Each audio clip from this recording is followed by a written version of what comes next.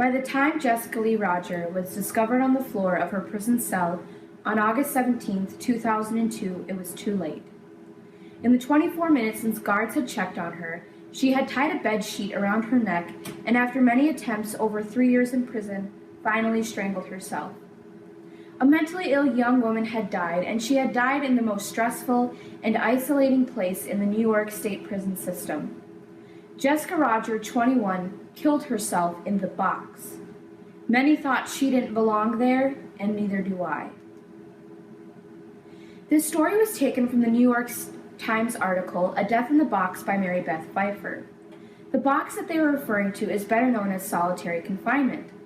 Jessica's story, and so many others like it, have given me purpose to convince the class that solitary confinement is inhumane, overused, and comes at too high a price to society. According to the Webster's Dictionary, solitary confinement is defined as the state of being kept alone in a prison cell away from other prisoners. There are many different names for solitary, such as restricted housing or lockdown, but they all mean the same thing. The cells are generally 7 by 10 feet with a bed and a toilet sink. Optional amenities include a window and a shelf. Some cells keep the light on constantly. They live there for 23 hours a day, with 1 hour in an enclosed, solitary concrete square for exercise. The only contact possible is when a guard needs to slip them their meal through a metal slot. Prisoners are kept here for days, years, and at worst, decades. The National Public Radio tells us that the first use of solitary was in 1829 by the Quakers, as a response to reform the use of dungeons. The reform involved the prisoner being alone with only a Bible and that they would reflect, repent, and reform.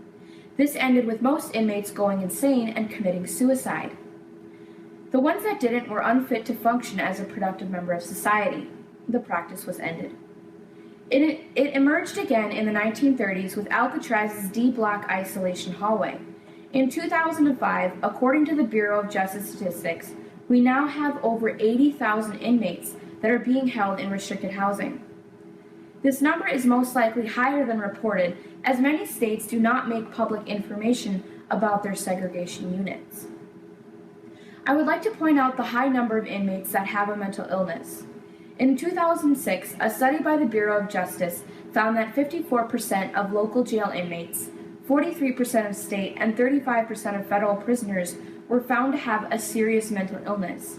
And that's just the information collected by willing prisoners and willing prisons. Jessica Rogers and people like her undergo a process of officials trying to deal with their behaviors related to mental illness. They suffer mentally from solitary confinement, and as of right now, it's not considered inhumane by the Supreme Court for 2 reasons. The first being the word "and." Our 8th Amendment says that no one should suffer cruel and unusual punishment. Solitary is cruel, but it is not unusual. The second reason is that the form of torture results in a deprivation of mental needs versus physical ones. As long as you are maintained physically, your mental health is not a high priority. The American Psychiatric Association compiled research that indicated clinicians generally agree that inmates with mental illness in isolation is ineffective because many of these inmates' conditions will clinically deteriorate. Isolation also leads to sensory deprivation, which means that your senses are not being stimulated, and this has an effect on your mental state. Often people who undergo this will report hallucinations, psychosis, and difficulty interacting socially. They become more aggressive. When you have someone with a mental illness and you put them into solitary, it is the mental equivalent of putting someone with asthma in a room with no oxygen. We are setting them up for failure.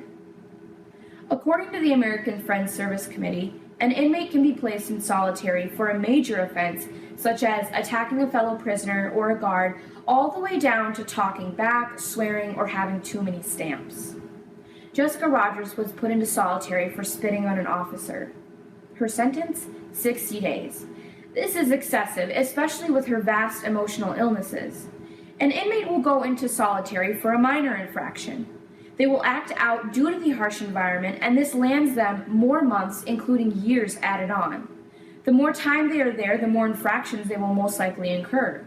When the proportion of the punishment is more severe than the offense, we do unnecessary harm to the inmate. It's a vicious cycle. If we don't address this issue now, the morality of our society is going to decline. If we allow this to continue, what else would we allow? According to the article Way Down in the Hole, published today in the Star Tribune, 30 states have already reformed the process of how long, why, and who is put into solitary. Minnesota is not one of them. If that is not enough to motivate a shift in your opinion, there is a different kind of high cost when we talk about solitary confinement, and that is money. It is costing you more money to keep someone in solitary. According to SolitaryWatch.com, a year in isolation costs taxpayers $75,000, as opposed to the general population, which is $25,000. It also costs significantly more in constructing these units. I believe that if our society comes together to realize that this is a problem, we can begin to figure out the solution. We need to start humanizing our prison population and reform how we perceive them. We need to realize that behavior is communication, and that to prevent people from entering the prison population, we need to understand mentally where they are coming from. This can happen because it's already happening, especially in the community of people with disabilities. Instead of institutionalizing and punishing them for bad behavior, we realize that behavior is communication, and we need to try improving their quality of life so they don't get to that point. Why don't we try the same tactic with people who end up in prison for having a mental illness, for being homeless and poor, for growing up in broken homes? Our society is broken, and it's our responsibility to fix it. Knowledge is power.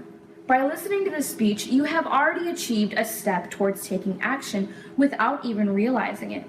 The next thing to do is to spread what you have learned and to continue educating yourself so you can make informed decisions, like when it comes time to vote for elected officials, especially in Minnesota. You can take direct action by signing a petition. I have included the link below in the description. I also have the link to the Star Tribune article that was put out today that has much more information than 8 minutes worth. It's a shame and it's a struggle where we have come from. If we start small, we can end with big rewards. I would appreciate any action you could take, and I know at least 80,000 other people that would too.